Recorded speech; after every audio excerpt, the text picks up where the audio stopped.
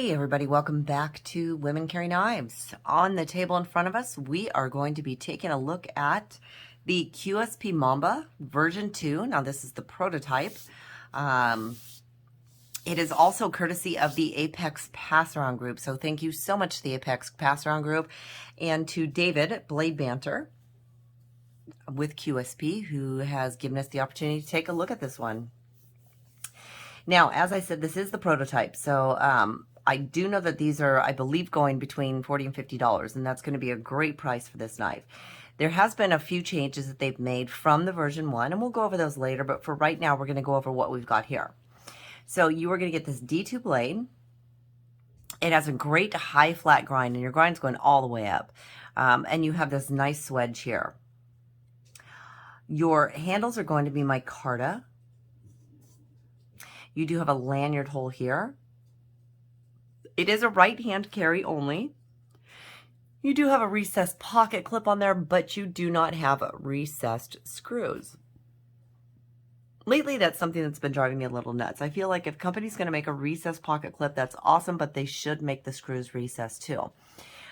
Because when the screws are not recessed, they tend to tear up the jeans a little bit more. So if they could just do recessed, that would be absolutely wonderful. But it is a true deep carry, and it is got some great retention on this clip. So that is really nice. And let's go ahead and I'll just show you that really quick.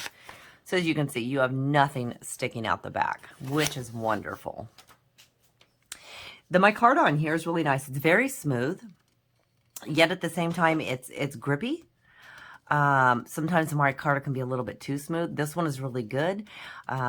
I don't know if maybe it might be because it's a little bit worn in from the pass around group and the people that have had it, but if it is, great. This feels really good.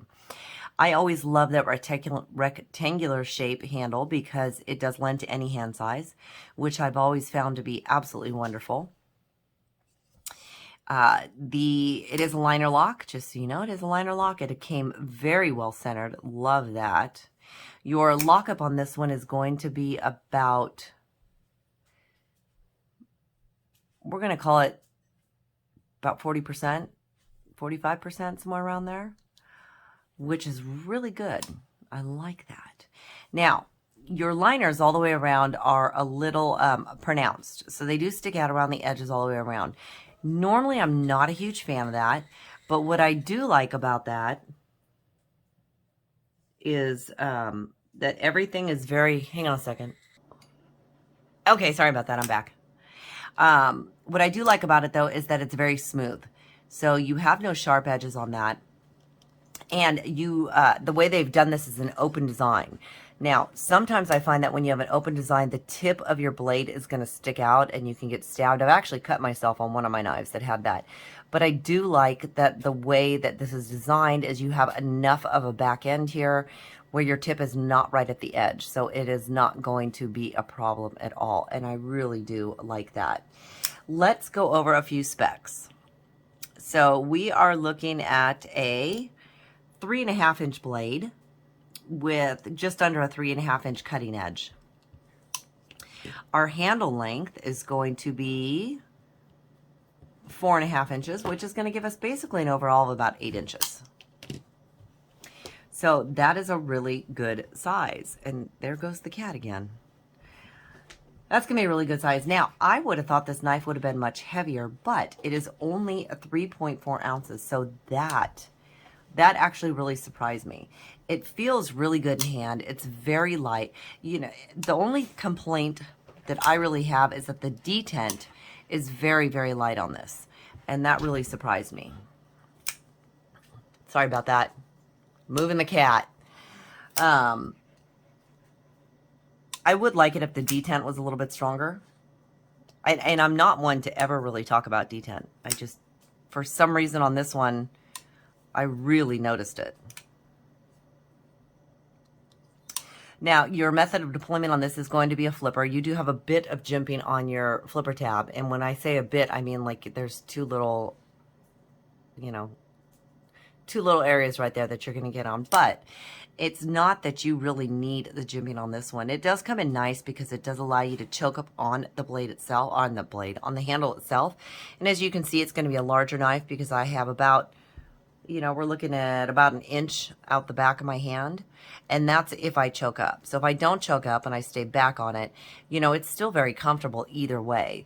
The pocket clip has not been a hot point for me at all. That's been my biggest thing lately, is whether or not that pocket clip's going to be a hot point, and I'm really enjoying it. So this is definitely a plus for me. I'm really liking this knife, and for the price, you know, $40 to $50, I think it's absolutely wonderful. Now, if we talk about some of the changes that they made, one of the biggest changes was, which I don't agree with, was that they changed it from ambidextrous to right-hand carry only. I'm not sure why they would do that. And the reason I say that is there's so many lefties out there that would love to carry a knife, and they can't. So the version 1, that's great. They were able to carry that one, but now they come out with this one and now they cannot carry it anymore. So if this is one that they really wanted, well, they can't now. So I'm sorry for that. That's really kind of a bummer. The original blade was going to be was VG10. This one is now D2, which, you know, is not huge, except for the fact that D2 tends to have a higher corrosion rate than V10 or VG10. So that might be a big difference that people don't want. The swedge here is added. I don't remember the original one having the swedge like that. And the biggest thing next to the ambidextrous part of it is the liner used to have, on the lock here, used to have jimping on it. This one does not. It is completely smooth. It's not an issue with me, but I think it's mostly because my fingers are small enough to get in there. And part of that also is because your liner area, your cutouts, you know, a little bit lower on one side, which allows you to get to that liner better. I think, to me, people that have larger hands are going to miss that jimping. I think it would make a big difference. But as I said, because my hands are smaller, it doesn't really bother me. Now, your scales in there are kind of milled out. So I wouldn't really call it skeletonized, but they are milled out. So it is going to make that, you know, 3.4 ounces. That's what's making it so much lighter, which is really nice too. You don't want a knife that's too heavy. Now, it rides in the pocket, as I said. It rides in the pocket very comfortably. I've really been enjoying it. So that's always a big plus. All right, let's take a size comparison here, or do one. Take one, do one. Let's take a look at that one next to the Rat 2. As you can see, the Rat 2 I consider to be kind of a small or medium size. This one I'm actually putting in the medium to large or Marge size. We'll take a look at that one next to the Bug Out. And you can see there that it is just a tad bigger than the Bug Out. And finally, we'll take a look at it next to the Rat 1. So you can see the Rat 1 is large, right? This one is just a tad smaller, so we're going to call that one a medium large. Or as I'm now lovingly going to call it, a Marge. And I'm sorry if there's any Marges out there, but that's now what it is, a Marge knife. All right. So yeah, you guys, for the changes that they've made, I think the two biggest things that I think the biggest thing that's going to hinder it will be the fact that it is not a left-hand carry anymore. And I really honestly think that they should do that, because I think we need to have more knives out there for our lefties, so they can have the opportunity to carry them too. And I think more knife companies should do that. Unfortunately, as I said, they did not with this one. But despite that and all the other changes, overall, I'm pretty happy with it. Now, again, it is a prototype, so they may make some changes to it. You know, they may not. I guess it really just depends on the opinion out there and what people think. I think I personally would probably be okay with it. It's just so funny. I think I'd be okay with it if they did just do it this way. But I'm a right-hand carrier. So if I was a left hand, I would prefer to have ambidextrous to it.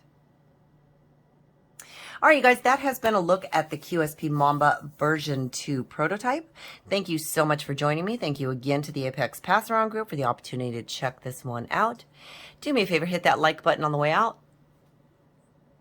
I don't know where it is. Down there. It does help the channel. Hit that subscribe button. I'd love to have you here all the time. As always, feel free to leave me a question or a comment down in the comment section. You know I love talking to you guys. Until next time, have a good one.